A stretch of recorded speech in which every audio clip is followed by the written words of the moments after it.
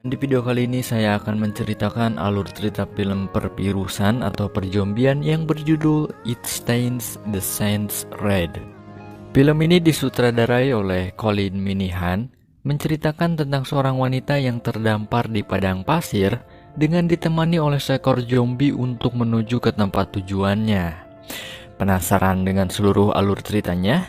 Santuikan terus videonya.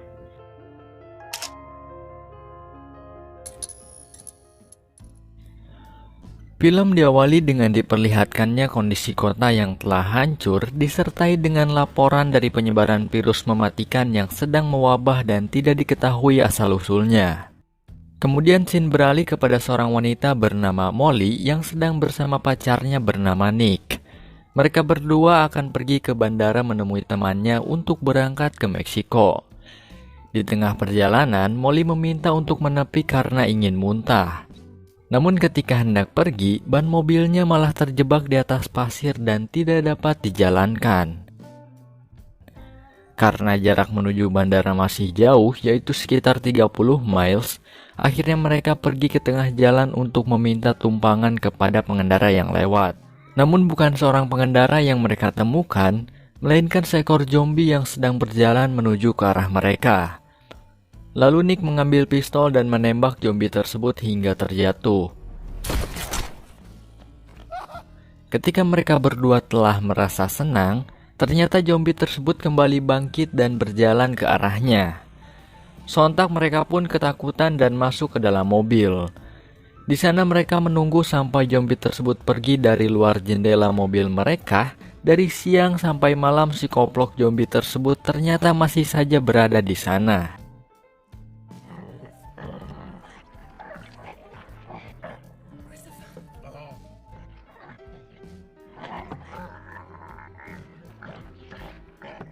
Setelah berdebat, zombie tersebut menghilang dari luar jendela entah kemana.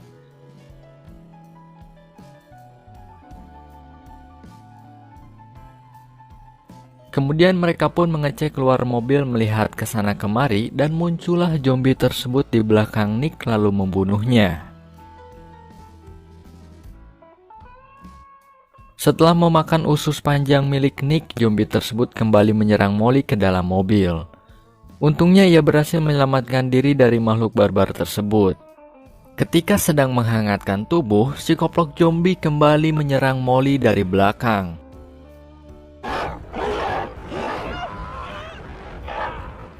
Namun lagi-lagi ia berhasil menyelamatkan diri dari zombie tersebut.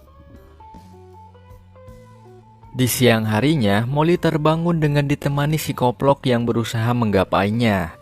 Saya panggil saja koplok lah ya biar gampang karena zombie ini akan selalu mengikuti Molly sampai ke bandara tanpa rasa lelah sedikit pun. Setelah itu Molly melanjutkan perjalanannya dengan berjalan kaki ditemani si koplok di sepanjang jalan. Singkat cerita, Molly telah berjalan dan beristirahat selama beberapa hari di gurun tersebut. Dan sekarang ia harus menghadapi badai pasir KJKG Khalid yang menuju ke arahnya. Ia berjuang di dalam pasir bersama si koplok yang juga sama-sama terhembus oleh kuatnya badai tersebut.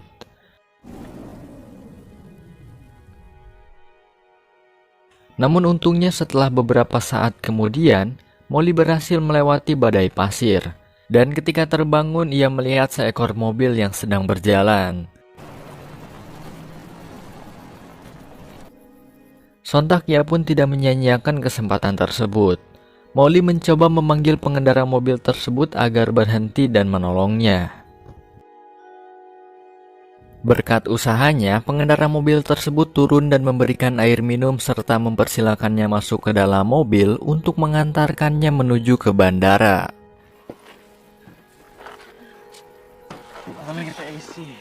Betapa baik hatinya pengendara mobil tersebut, mereka mencarikan tas milik Molly yang hilang akibat dari badai KJKG Khalid sebelumnya.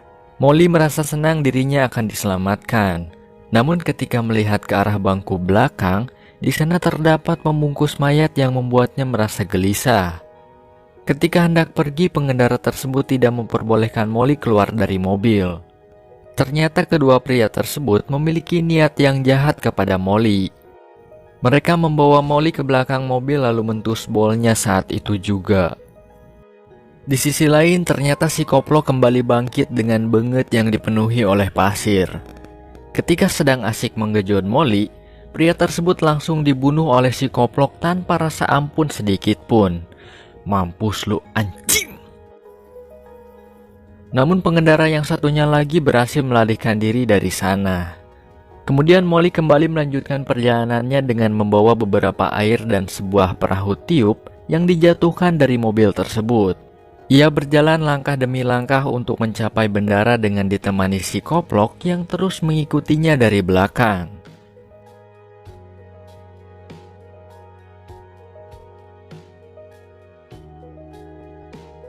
Sampai akhirnya ia menemukan tumpukan ban dan mengikatkan ban tersebut ke leher si Koplok agar tidak mengikutinya lagi.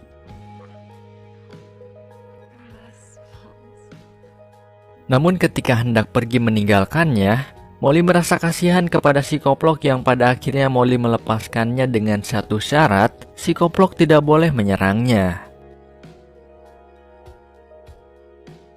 Dan ternyata si Koplok benar-benar tidak menyerang Molly setelah dibebaskan dari ban tersebut. Sementara jarak menuju ke bandara ternyata hanya tinggal 2,5 mil saja. Dan mereka pun melanjutkan perjalanannya lalu bertemu dengan dua orang tentara yang mencoba untuk menyelamatkan Molly. Namun karena ia telah begitu dekat dengan si Koplok, akhirnya Molly tidak ingin ikut bersama tentara tersebut dan memilih untuk tetap bersama si Koplok menuju ke bandara.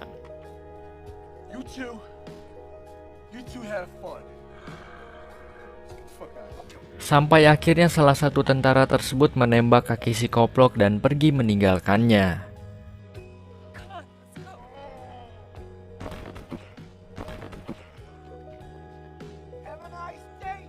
Molly menyuruh agar si Koplok bangkit dan kembali melanjutkan perjalanannya. Namun ia tidak dapat berdiri karena menahan rasa sakit. Dan tak disangka si Koplok langsung menggigit jari Molly sampai terinfeksi.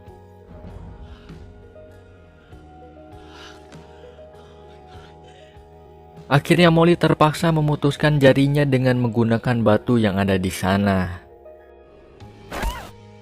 Dan karena si Koplok ini sudah tidak ada gunanya lagi, akhirnya Molly terpaksa membunuhnya saat itu juga.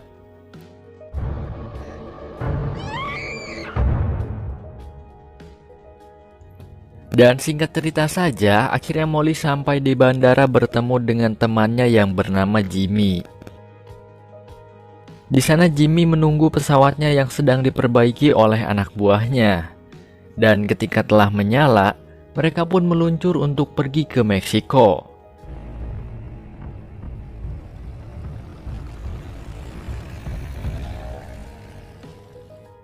Namun Molly ternyata tidak ikut dengan mereka karena ia sangat merindukan anaknya. Ia pun masuk ke dalam ruangan dan menggunakan telepon yang ada di sana untuk menghubungi anaknya yang bernama Chase. Dalam telepon, Chase mengatakan bahwa ia sangat merasa ketakutan berdiam sendiri di rumah. Dan ia juga meminta agar Molly segera pulang menemuinya. Mendengar suara dari anaknya tersebut, Molly langsung bergegas ke mobil untuk pergi dari sana dan kembali pulang menjumpai anaknya di rumah. Kemudian Molly mengendarai mobil dan bertemu dengan Nick yang telah berubah menjadi seekor zombie. Ketika telah sampai, ia berjalan melewati perumahan yang sangat berantakan dan masuk ke dalam rumahnya. Di dalam rumah, Molly menemukan Chase yang sedang merasa ketakutan di kamarnya.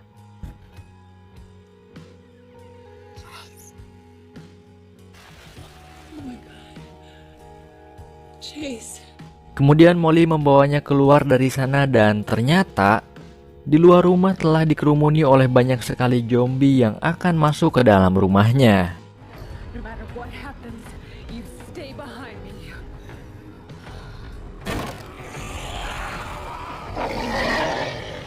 Dan setelah itu tamat cuy. Oke, sekian saja alur cerita film kali ini. Terima kasih telah menonton. Stay santuy dan wassalamualaikum warahmatullahi wabarakatuh.